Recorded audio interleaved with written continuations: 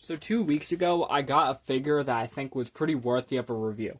It was the Blokees Action Edition Tarn, and let me just say that it's not recommended for the weak building the thing because there are so many model kits. This isn't even all like the sprue kits that you need for this entire model kit. There's so many of them. I heard you can do customizing with them, but I don't know how true that is. I think they mean by like gluing it on or something, but whatever. Here's a sprue kit that I didn't finish. These seem to be like extra pieces for the like fists and hands that come with him. And as for this piece, I didn't find it anywhere in the instructions. I think it goes to an arm or a leg or something. But I'm sure I didn't miss anything, so I don't know what's up with that. And here are the instructions. This thing, it's crazy to think that this is actually the instructions. This looks like a whole entire comic. There's a lot going on. It takes like 3 hours at least to finish this guy. It's very, very stressful. And if you get a piece wrong, it's probably going to take like an hour to remove it, if you can remove it. So unlike me, I would recommend that you just don't place things in the wrong area and you get the positions and perspective right. Otherwise, there's potentially no going back, like on some figures. The box, I already showed it off in a short. This thing's awesome, too. One of the top boxes I have in my entire collection. Nothing under there. Some more stuff going on up there.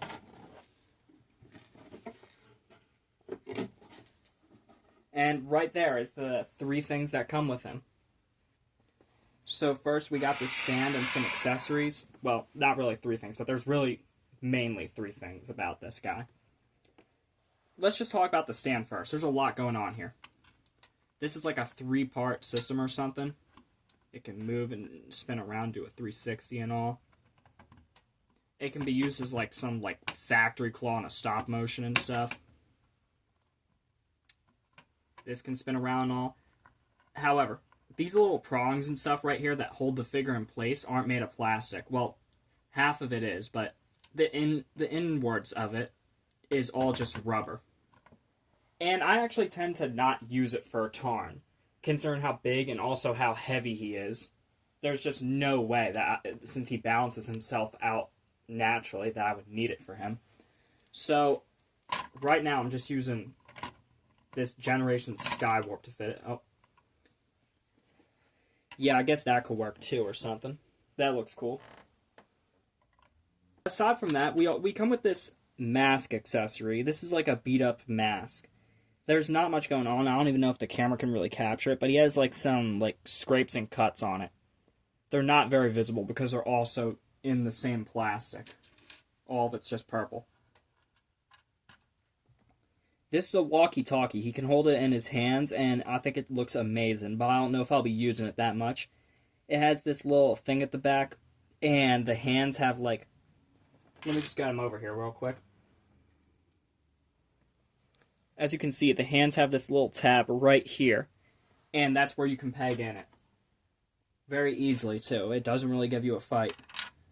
Unlike these, I imagine because I finished Devastator, and it's real difficult, it feels like it's going to break to get these alternate, like, faces on him, that Tarn would have the same thing going on with him. This is supposed to be like a damaged face. And this is supposed to be like a neutral face, I'm pretty sure.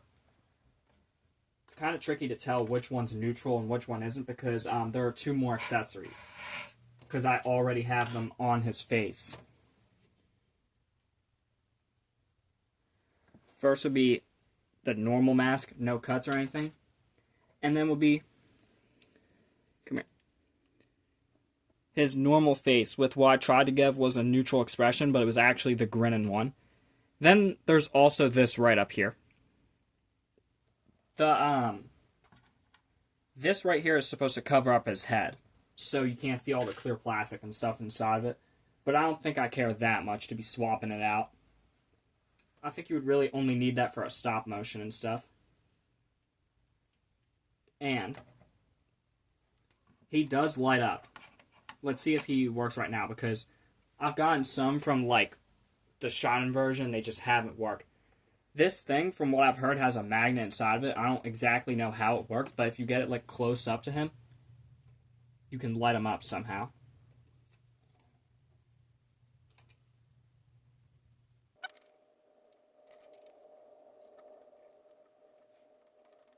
It appears rather that I cannot actually get it to activate.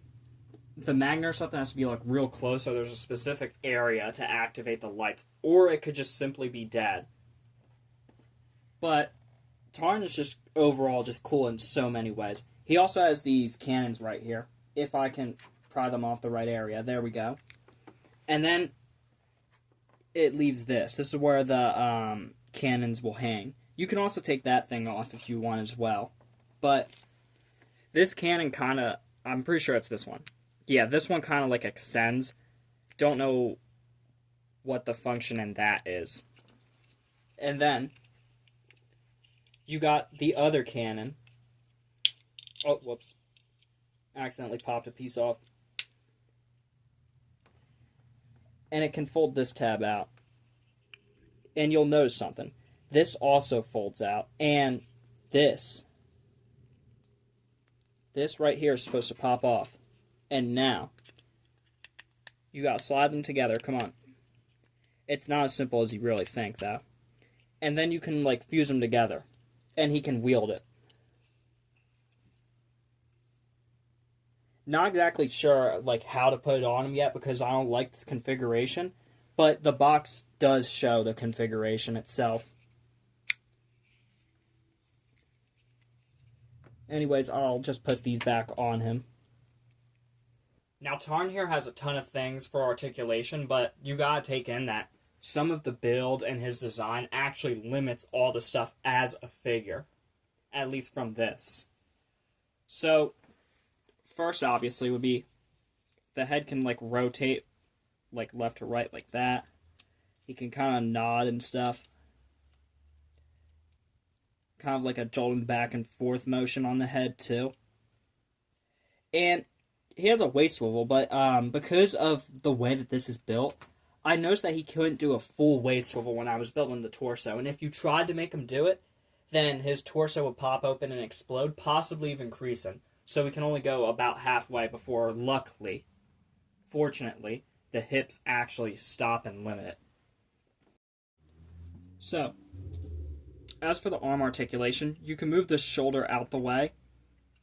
And although I don't know the internal structure, it should be pretty easy to figure out how this works. It has like a butterfly joint, and this moves up and down. Let me push that back in. This can do a full 360 and all. And the bicep works perfectly. These hands right here are on ball joints. Over here, it creased on me, but it didn't break off. I would be careful with bending all the segments of the fingers, since he can do that. I just don't want this $40 to $50 figure to break on anybody because of how absolutely astonishingly amazing it is. And as for the hip skirts or whatever, they can go up. They're on ball joints and all. He got some at the back, and they can go up too. This cannon is so big that it actually weighs down a ton of stuff too. So when you're posing him, you're not going to be able to always have him stable. But I feel he's more of like a brutish type. He's not really always supposed to be stable and poses like that. And then again, you do have the stand for him in case you need it. Now, as for his thighs, this gray piece right here that's holding it in together, on this side it was kind of like popping open, so sometimes you might have to squeeze that together. The thighs can move like that. Kind of risky to like do it all the way. It might snap off or something. They can go out like, come on, like that. So they can basically do anything that like any normal, ordinary, official Hasbro figure or any normal Galaxy figure can do. The knees are kind of like double jointed, I'm pretty sure. They can do that, and they have this whole entire like panel or slab right here of a knee. And like that. What I thought was really cool about this figure, though, is like these toes. Because you got this right here, and the pistons just move in between like some veins. It's so satisfying. But sometimes they get stuck, so as well be careful about that. This toe right here has like some bending points on it, like 2 of them, I'm pretty sure. Can just do that. I don't know why you would need like the whole entire thing if you were going forward. I don't know why you would need it to go back, but whatever, you do you. You might be able to find it. And something else that I think I forgot to mention was that this guy has a spine. A little bit. That little gold piece back there is directly the spine. And the thing about the spine is that, well, the spine, when I was placing it on, it kind of broke on me. So I had to like jam it in there or something with the only other tab that I had left on it. And I got stuck in there with the backpack and all, luckily. So just be careful with that. Because if you even chip it a little bit, it's over. But overall, his design and everything looks absolutely just fantastic, phenomenal. Everything. You can also take his backpack off, and you'll get this thing, and it looks like an orbital assault carrier from Dark of the Moon. I don't know if this has any place with Tarn in the comics, since I don't actually know anything really about him. But this thing does have some surprising amount of articulation. Can do whatever that is. You can move these little cannons around. Kind of looks like something that would go with the Dark Fleet and Tidal Wave. Flip that back, and the little place where the pegs are can move around like that. So now, you could have them like that, and you can remove the cannon. Or the entire armor piece. And you can make him look like a protoformer, like he's naked or something. It looks awesome. As for the third part in the set, Nickel, well, I don't know too much about her. I'm pretty sure she's the medic of Tarn and his entire team. And for her articulation, she's pretty good. This head can look up a lot and can kind of look down a bit. It can go in a full 360, but it will probably get unclipped, and if that happens, all you gotta do is just... Come on.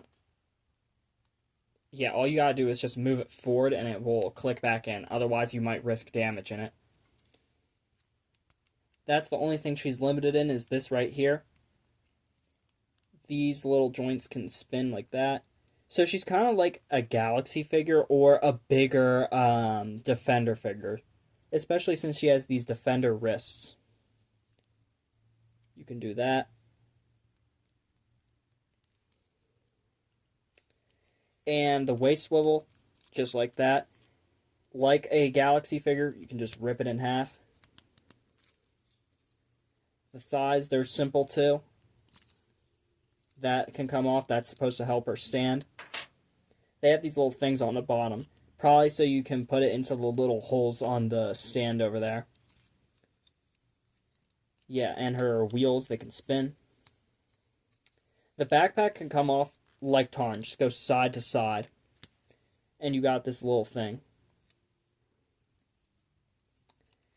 And those things on her shoulders that are just flying around, I'm very, very sure those are supposed to be her tools. They're all on ball joints. But be careful, because they come off very, very easy.